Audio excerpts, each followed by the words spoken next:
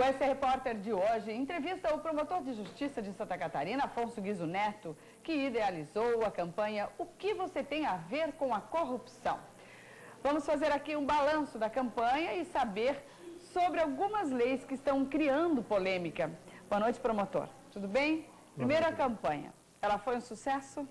Na verdade, na concepção em que a gente está tentando pregar uma nova cultura, estimular a educação, enfim, uma grande reflexão, a campanha a gente pode ter como conclusão que ela é um sucesso, está dando seus primeiros passos, tratando-se de uma campanha educativa, ela vai ser posta à frente, novas tarefas, novas ações, novas mobilizações, mas hoje nós podemos dizer que a nível de Brasil, nós temos já ensaiado uma grande estrutura com coordenadores estaduais, enfim, a campanha já tem um alicerce e vários parceiros que estão tornando essa disseminação dessa reflexão possível. Promotora, onde ela avançou mais? A gente fala em corrupção, pensa-se logo em política, mas ela também é em outras áreas. Agora, então, já abrangeu a área indígena, quer dizer, a população indígena, as crianças estão sendo instruídas.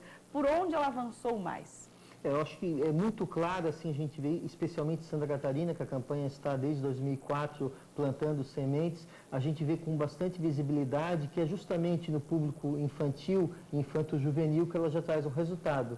É o neto que cobra do pai, para não furar a fila, é o sobrinho que cobra do tio, porque ele jogou o cigarro pela janela do carro, ou como o empresário me testemunhava, que parado na BR-101, indo para Balneário Camboriú, jogou a sua garrafinha de água pela janela, a filha estava parada a fila, não falou nada, abriu a porta de trás do carro, juntou a garrafa e guardou no carro. Não disse uma palavra e nem precisava, né? O pai se autopuniu, qual o exemplo que eu estou dando para minha filha? E ao mesmo tempo, naquele ato de ética, de preservação, de coletividade, ela deu um bom exemplo. A corrupção, então, é exatamente isso, né? A questão da coletividade, quer dizer, eu tomo uma atitude que agride o próximo, quem vem ali, eu também estou cometendo um ato completamente descabido, né? Isso, então, é o objetivo, é o conceito da campanha. E mais importante, Beth, é que através de ações, né? Não só no discurso, que a gente está tão cansado de discursos, né? Através do exemplo, através da ação, eu vou tentar mudar uma cultura, que é a nossa cultura patrimonial, onde o privado, o individual, acaba prevalecendo frente ao coletivo. Então nós temos que saber que para viver em coletividade, em sociedade, o coletivo, o público, ele tem que vir em primeiro local e os meus interesses privados em segundo lugar. Pelo jeito, a cultura, então, da população já está mudando. Mas eu quero falar agora em relação ao projeto da Lei da Mordaça, de autoria do deputado Paulo Maluf. Vamos entrar um pouquinho no campo da política. Quem votou contra a proposta na Comissão de Constituição e Justiça da Câmara? Na verdade, até um dado preliminar importante, não é a primeira vez que se tenta na esfera legislativa fazer e lançar mão de instrumentos como esse, calando o Ministério Público, calando a imprensa. E veja bem, já existem mecanismos para punir o mau promotor de justiça, por exemplo. Hoje o Conselho Nacional do Ministério Público, as corregedorias, enfim, qualquer um da população pode denunciar um promotor que seja corrupto, um promotor de justiça que não cumpra com as suas obrigações, já existem instrumentos para isso. Agora, o que se quer com a lei da mordaça, seja com a imprensa, especificamente com essa lei de autoria citada, é efetivamente impedir ou pelo menos atenuar as ações de improbidade, de corrupção contra políticos que estão malversando o dinheiro público, lidando como o público fosse privado nos seus interesses pessoais, o nepotismo, enfim, aquele conchavo com seus eleitores e com todo o mecanismo que gera o processo eleitoral, pós-eleição e os conchavos com os partidos a quais estão combinados. Sei, promotor, todo mundo pode ir ao Ministério Público denunciar? Não só deve denunciar, como pode, né? A gente não tem a ilusão de que as pessoas vão ficar avessas ao processo fazendo a denúncia, elas têm que participar, elas têm que cobrar.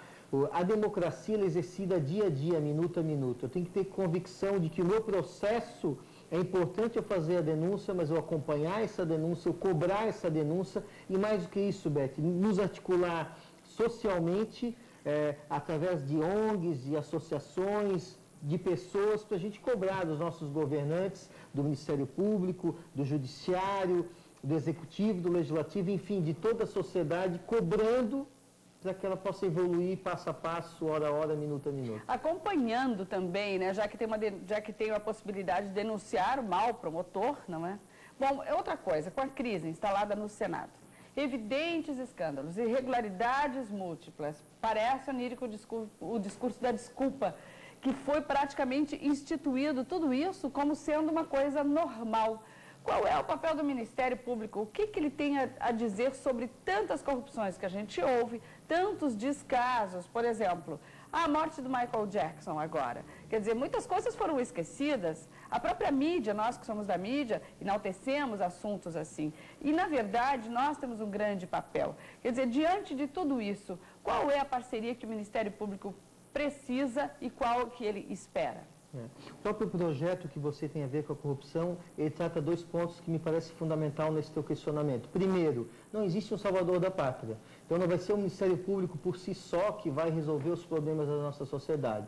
Ele tem uma missão constitucional, está ali para servir a sociedade, mas ele faz parte de uma sociedade. Então a sociedade muda quando os indivíduos que vivem nela mudam. Então cabe à sociedade como um todo enfrentar essa problemática.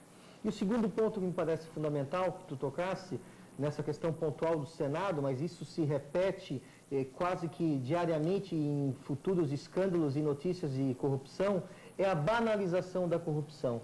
Então parece que nós estamos ficando anestesiados com a corrupção, como isso fosse normal, e vem muito também da nossa mentalidade de cultura patrimonial. O comodismo também. Comodismo é assim mesmo, sempre foi, eu não tenho nada como fazer contra isso, não. Uma grande falácia, uma grande mentira.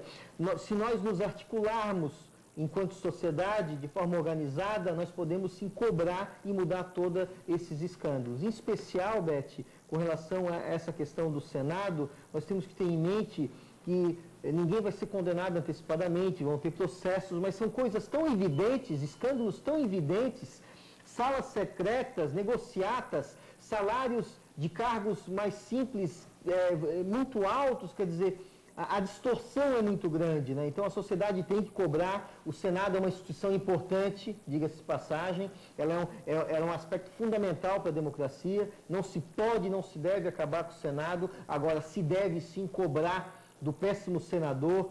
Projetos como esse da lei da mordaça devem ser veementemente atacados pela sociedade, não só pela imprensa, pela mídia, pela opinião pública, mas por cada cidadão. Cobre do seu representante político, porque acho que a liberdade de expressão e, mais do que isso, a apuração dos atos de corrupção deve ser algo que deve evoluir e não retroagir. E o Ministério Público está aí justamente para isso, para fazer vez a voz que o povo quer, que na verdade precisa, né? Associação de moradores, vizinhos, todo mundo, não é, promotor? Todos nós. Acho que a máxima popular está mais do que nunca em voga, né? A união, sem dúvida alguma, faz a força. Ok. Senador, promotor, muito obrigado pela sua participação aqui no SC Repórter e continua à frente da campanha? Isso, continua na coordenação nacional. A intenção ano que vem é assumir um novo coordenador nacional e ao lado do Dr. Ricardo Paladino aqui na coordenação estadual e contando com você em casa, com a mídia, com o SBT em especial, que tem sido nosso parceiro, porque juntos, com certeza, a gente vai mudando aos poucos essa cultura do jeitinho, essa cultura do farinha pouca, o meu pirão primeiro. É isso. Promotor, estaremos aí acompanhando vocês com o que for necessário. Muito obrigada mais uma vez.